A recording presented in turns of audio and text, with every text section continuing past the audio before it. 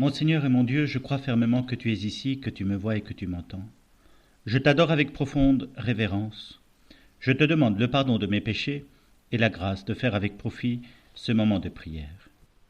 Un militaire me disait récemment que pour gagner une bataille de nos jours, c'est toute une question de logistique. C'est à celui qui aura la meilleure logistique que viendra la victoire. Je comprends, c'est vrai que les matériels militaires sont très importants, mais c'est attribuer à la matière une place exagérée face à la capacité d'un homme d'avancer, de se donner, de se dévouer, de mettre sa vie en danger par un acte de bravoure pour protéger son pays, sa famille ou les autres. Et donc je crois que la capacité spirituelle de se donner sont plus importantes que le matériel.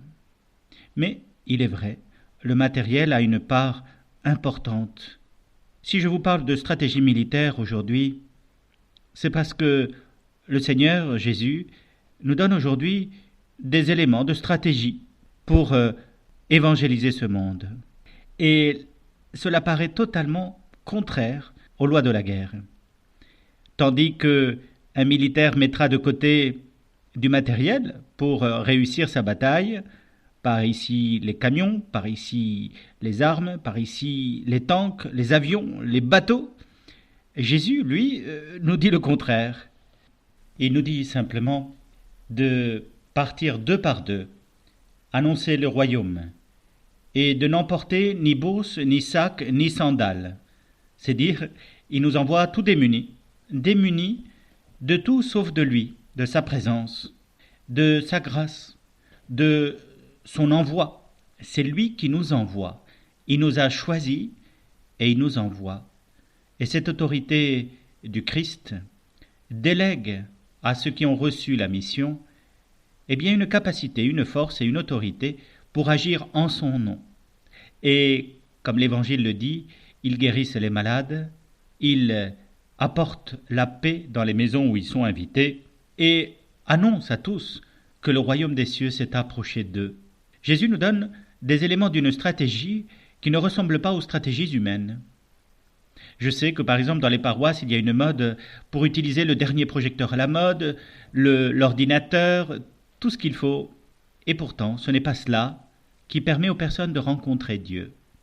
Pour rencontrer Dieu, il envoie des personnes, toi et moi, deux par deux. Il les envoie témoigner d'une réalité qui justement englobe toutes les réalités humaines, toutes celles de notre personne, la plus intime, la plus profonde, la plus extérieure, de notre corps physique à notre corps spirituel en passant par le corps psychique, comme dit saint Paul. Toutes les réalités de notre humanité sont intégrées dans le projet de Dieu. Il veut toutes les sauver. Il veut toutes les réhabiliter, les remettre à l'endroit d'où le péché les a enlevés.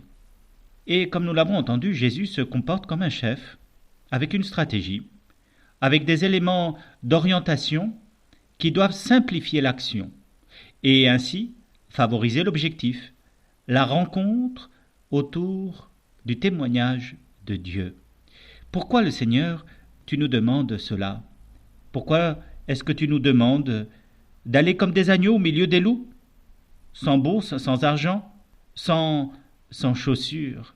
Tu nous envoies en fait démunis, sans aucun élément pour nous protéger, sinon celui de ta parole, de la sagesse, de l'intelligence. Et nous le savons très bien, notre façon de vêtir, notre façon de nous habiller, dit quelque chose à l'autre, et lui dit s'il doit avoir peur de nous ou pas, si nous lui sommes supérieurs ou pas. Et quand Jésus nous envoie, en nous situant comme inférieurs, il permet la rencontre dans l'amitié, dans l'absence de crainte, dans la confiance. C'est de là que vient certainement l'habitude d'un certain nombre de témoins du Christ de s'habiller de façon un peu décalée. Je pense aux franciscains avec leur robe de bure, je pense aux prêtres avec leur habit clérical. À chaque fois, on fait un pas de côté par rapport aux us et coutumes du pays dans lequel nous habitons, afin de révéler la présence de Dieu qui dépasse toutes les coutumes et les habitudes que nous pouvons avoir.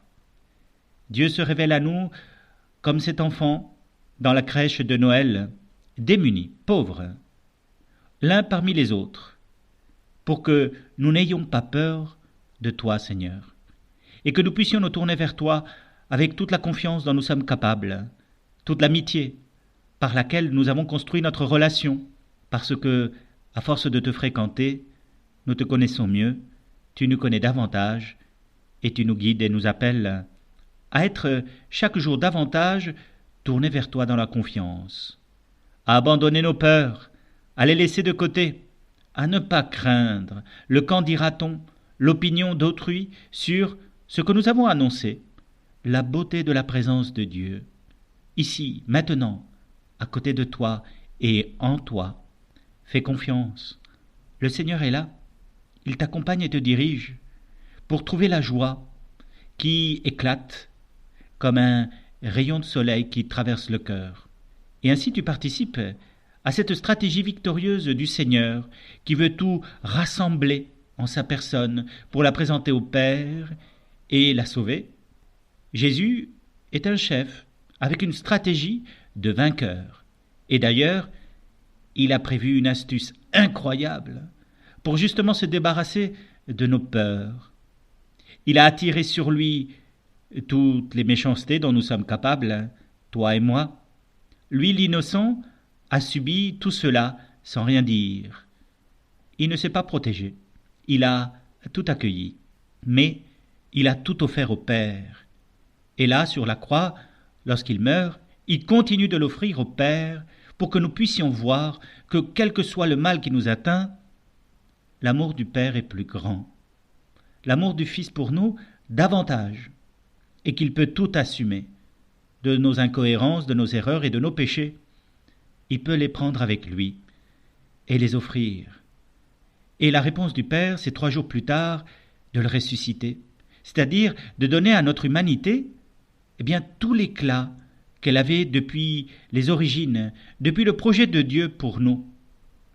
Et c'est vers cette résurrection que nous allons, en nous habituant à cette présence de Dieu, en nous défaisant de nos armures, de nos besaces, de notre bourse, de nos sandales, pour être disponibles à la rencontre avec Dieu qui est tout amour, toute confiance, toute simplicité. Nous ne pouvons pas le rencontrer autrement. Et c'est ainsi que le Seigneur, dans sa stratégie victorieuse, nous prépare à la rencontre avec lui. Mais nous pouvons avancer cette rencontre en participant à son ouvrage, en témoignant de son royaume, en vivant selon les règles de ce royaume. Et puis pourquoi pas s'entendre avec d'autres, voilà ce qu'est l'œuvre de l'Église, s'entendre avec d'autres baptisés pour œuvrer dans l'annonce de l'Évangile.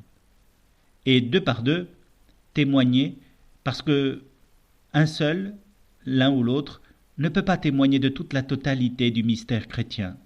Seul Jésus peut le faire, puisque lui est vrai Dieu et vrai homme.